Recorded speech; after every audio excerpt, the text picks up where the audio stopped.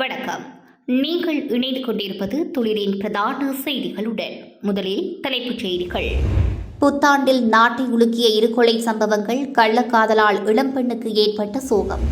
கந்தானை மலைப்பகுதியில் காணாமல் போன யூடியூபர். கிளிநொச்சியில் பாதசாரி கடவையில் கடக்க முற்பட்டவருக்கு ஏற்பட்ட சோகம். இலங்கைக்கான ஆதரவு ஐநா வழங்கியுள்ள உறுதிமொழி.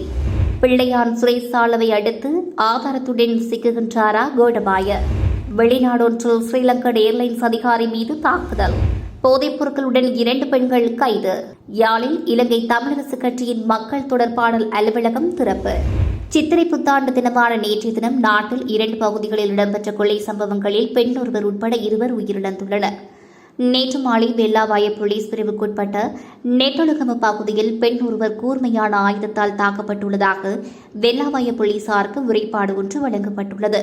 அதன்படி சம்பவ இடத்துக்கு சென்ற போலீசார் காயமடைந்த பெண்ணை மீட்டு வைத்தியசாலையில் அனுமதித்தனர். எனினும் அவர் ஏற்கனவே உயிரிழந்து விட்டதாக வைத்தியர்கள் தெரிவித்துள்ளனர். சம்பவத்தில் உயிரிழந்தவர் 32 வயதுடைய வெள்ளாவாய பகுதியைச் சேர்ந்த பெண் என்று தெரிவிக்கப்பட்டுள்ளது. உயிரிழந்த பெண்ணுக்கும் அவரது கள்ளக்காதலனுக்கும் இடையில் ஏற்பட்ட தனிப்பட்ட தகராறு காரணமாக இந்த கொலை சம்பவம் இடம்பெற்றுள்ளதாக முதற்கட்ட விசாரணைகளில் தெரியவந்துள்ளது. சந்தேக நபர் தற்போது தலைமறைவாகியுள்ள நிலையில் வெள்ளாவாய போலீசார் மேலதிக விசாரணைகளை மேற்கொண்டு வருகின்றனர். இதேவேளை பயாகல பகுதியில் நபர் ஒருவர் தலையில் தடியொன்றினால் தாக்கப்பட்டு உயிரிழந்துள்ளார். உயிரிழந்தவர் அதே பகுதியைச் சேர்ந்த 46 வயதுடைய நபர் என தெரியவந்துள்ளது. பயாகல பகுதியில் உள்ள வீடொன்றில் நேற்று சித்திரை புத்தாண்டத்துக்காக ஏற்பாடு செய்யப்பட்டிருந்த மதுபான விருந்தின் போது ஏற்பட்ட வாக்குவாதம் முற்றியதில் இக்கொலை சம்பவம் இடம்பெற்றுள்ளதாக தெரிவிக்கப்பட்டுள்ளது. தாக்குதலுக்குள்ளான நபரின் தலையில் பலத்த காயம் ஏற்பட்டதை அடுத்து களுத்துறை நாகட வைத்தியசாலையில் அனுமதிக்கப்பட்ட பின்னர் குறித்த நபர் உயிரிழந்துள்ளார். கொலையுடன் சந்தேக நபரை போலீசார் கைது செய்துள்ளதுடன் மேலதிக விசாரணைகளை மேற்கொண்டு வருகின்றமை குறிப்பிடத்தக்கது.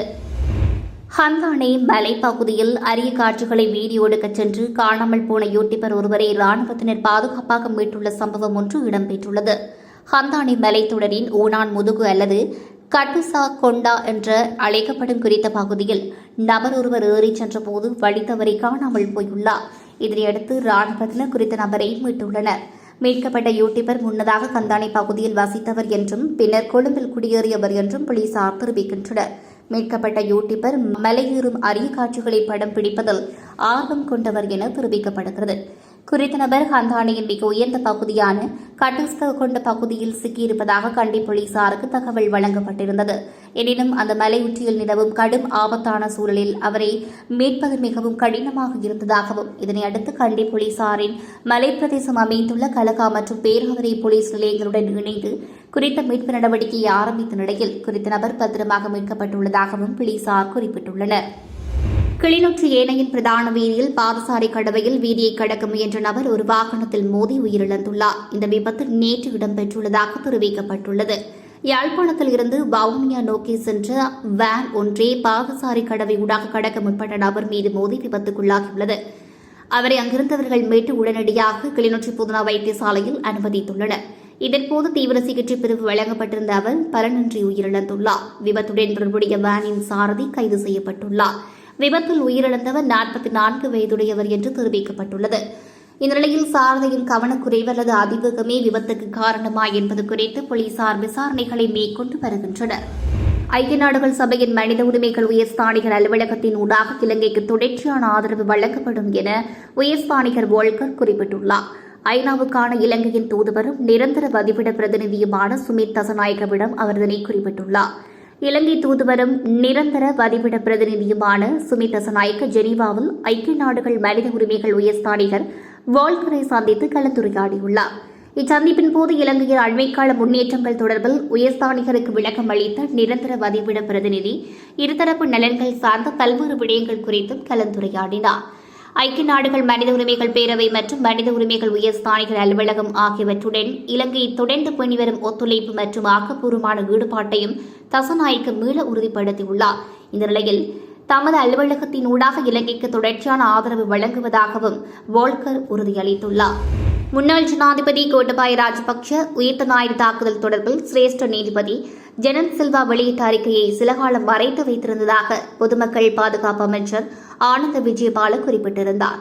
அதன் பின்னர் ஆட்சிக்கு வந்த ரணில் விக்ரமசிங்கவும் உயிர்த்த ஞாயிறு தாக்குதல் தொடர்பில் வெளியிட்ட அறிக்கையை மறைத்து வைத்திருந்ததாகவும் பாதுகாப்பு அமைச்சர் கூறியுள்ளார்.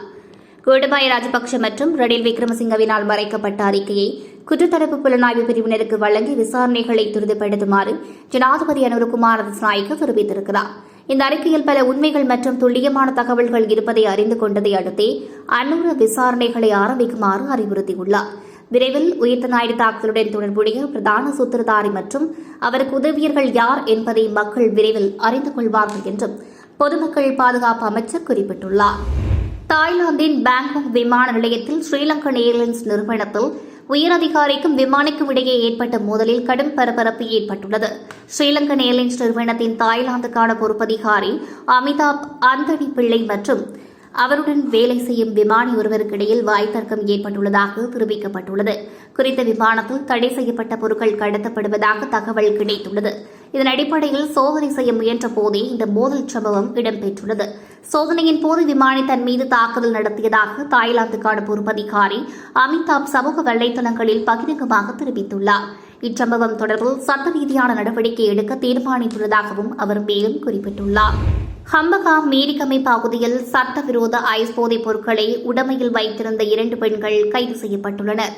குறித்த கைது நடவடிக்கையானது நேற்றைய தினம் இடம்பெற்றுள்ளது. மீரிகமை பிரதேசத்தில் போதைப் பொருள் விற்பனை செய்யப்படுவதாக போலீசாருக்கு கிடைத்த ரகசிய தகவலை அடுத்து முன்னெடுக்கப்பட்ட விசேட சோதனையின் போது இவர்கள் கைது செய்யப்பட்டுள்ளனர். இவர்களிடம் இருந்து கணிசமான அளவு ஐஸ் போதைப் பொருள் மீட்கப்பட்டுள்ளதாக தெரிவிக்கப்பட்டுள்ளது. கைது செய்யப்பட்டவர்கள் 25 மற்றும் 27 வயதுடைய யுவதிகள் என்று அடையாளம் காணப்பட்டுள்ளனர். இவர்கள் இருவரும் நீர்கொழும்பு மற்றும் கந்தானி ஆகிய பிரதேசங்களைச் சேர்ந்தவர்கள் என்று முதற்கட்ட விசாரணைகளில் தெரியவந்துள்ளது. மேற்படி யுவதி நீண்ட காலமாக போதைப்பொருள் வியாபாரத்தில் ஈடுபட்டு வந்தார்களா அல்லது இதன் பின்னணியில் உள்ள முக்கிய நபர்கள் யார் என்பது குறித்து போலீசார் தீவிர விசாரணைகளை மேற்கொண்டு வருகின்றனர். இலங்கை தமிழரசு கட்சியின் மக்கள் தொடர்பாடல் அலுவலகம் இன்று யாழ்ப்பாணம் உடுவில் பகுதியில் திறந்து வைக்கப்பட்டது. மக்களின் தேவைகளை பூர்த்தி செய்யும் வகையில் குறைகள் அலுவலகமாக இது செயல்பட உள்ளது. கட்சியின் அலுவலகத்திலே இலங்கை தமிழரசு கட்சியின் தலைவர் CVK சிவஞானம் நாடாவை வெட்டி திறந்து வைத்தார். சுமந்திரன் தெரிவிக்கும் போது வடக்கு மாகாணத்தில் கடந்த பொதுத் தேர்தலில் சரிவு ஏற்பட்டது. அதற்கு பல காரணங்கள் காணப்படுகின்றன.